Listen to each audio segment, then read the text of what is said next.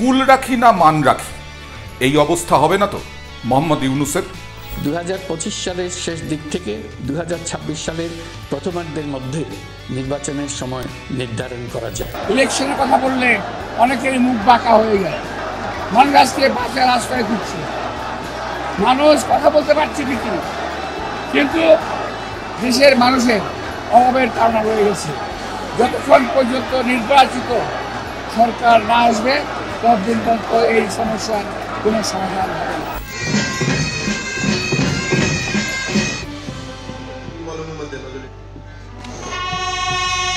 Has arrived.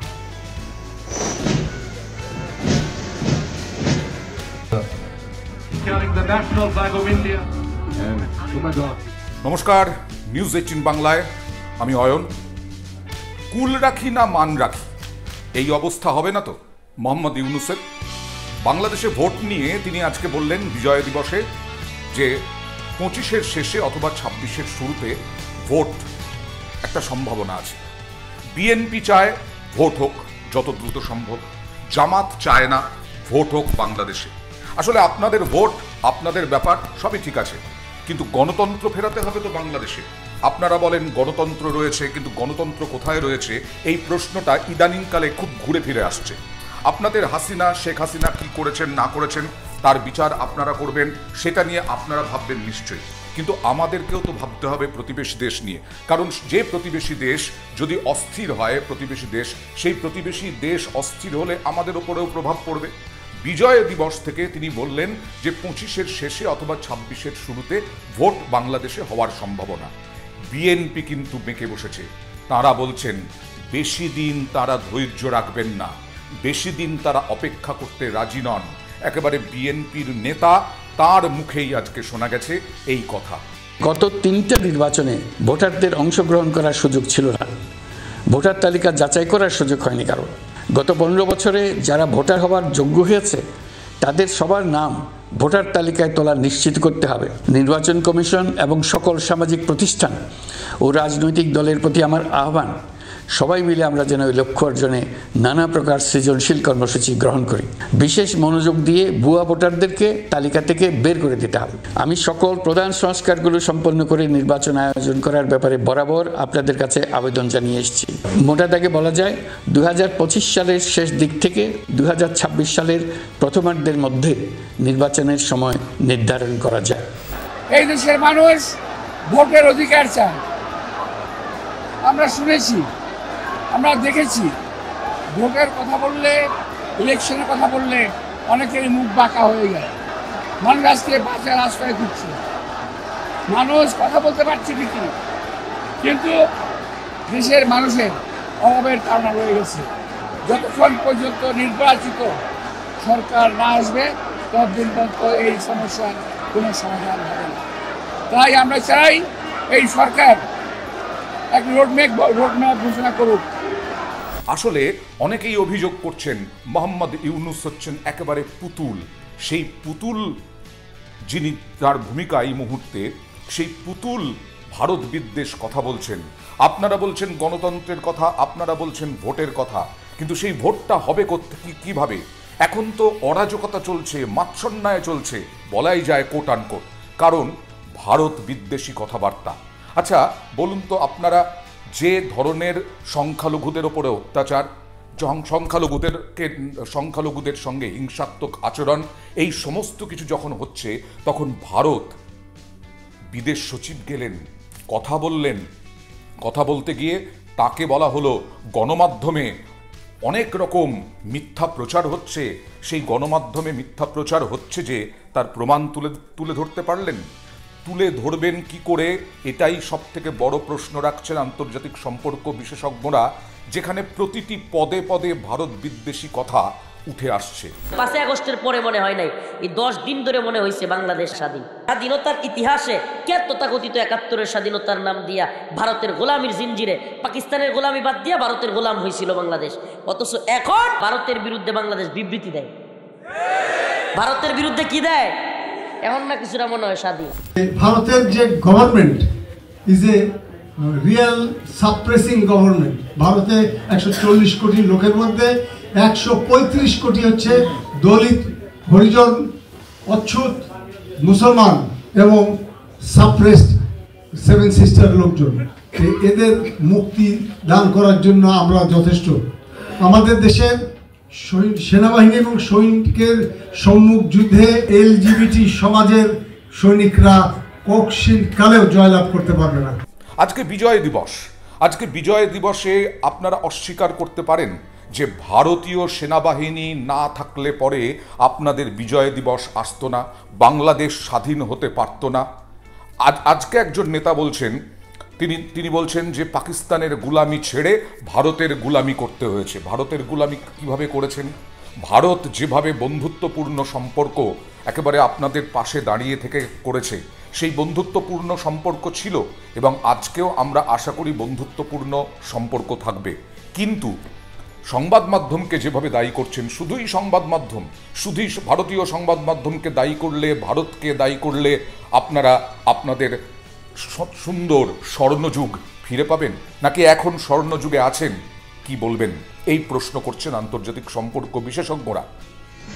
আজকে বিজয় দিবস পালনের সময়ও আপনারা মুজিব কন্যাকে অস্বীকার করতে পারেন, মুজিবুর রহমানকে অস্বীকার করতে পারেন, মুক্তিযোদ্ধাদেরও অস্বীকার করতে পারেন ধরলাম, কিন্তু ভারতের ভূমিকা কিভাবে অস্বীকার করছেন?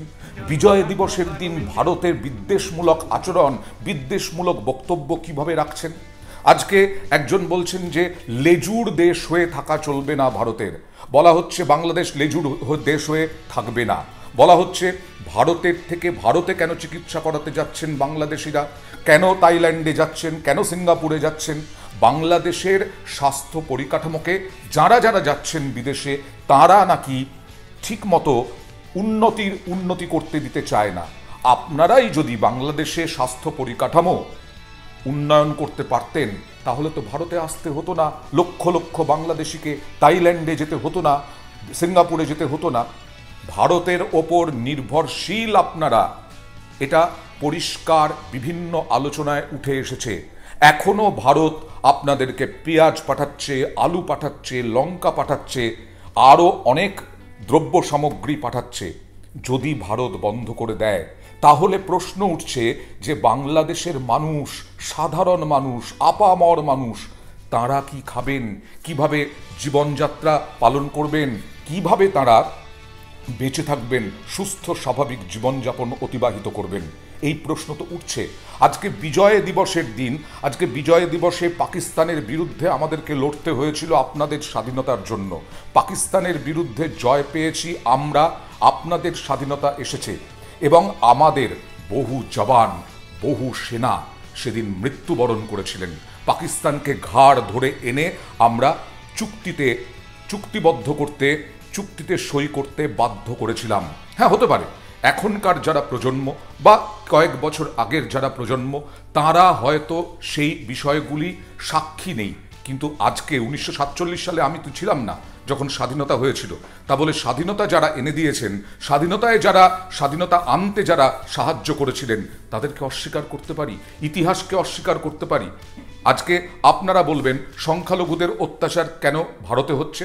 অবশ্যই অনেক ক্ষেত্রে সংখ্যালঘুদের ওপর অত্যাচার, সংখ্যালঘুদের সঙ্গে বৈমাতৃসুলভ আচরণ, কিন্তু এখানে গণতন্ত্র আছে। বিরোধীরা চিৎকার চেঁচামেচি করে যদি এই ধরনের ঘটনা ঘটে, কিন্তু আপনারা সাফাই দিতেই ব্যস্ত। আপনারা কখনো বিরোধিতা করেছেন সংখ্যালঘুদের ওপর অত্যাচার, হিংসা, আগুন ধরিয়ে দেওয়া? আমাদের সংবাদ মাধ্যমে বহু ভিডিও ইতিমধ্যেই ছড়িয়ে পড়েছে, আপনাদের সংবাদ মাধ্যম এখন দেখাতে পারছে না।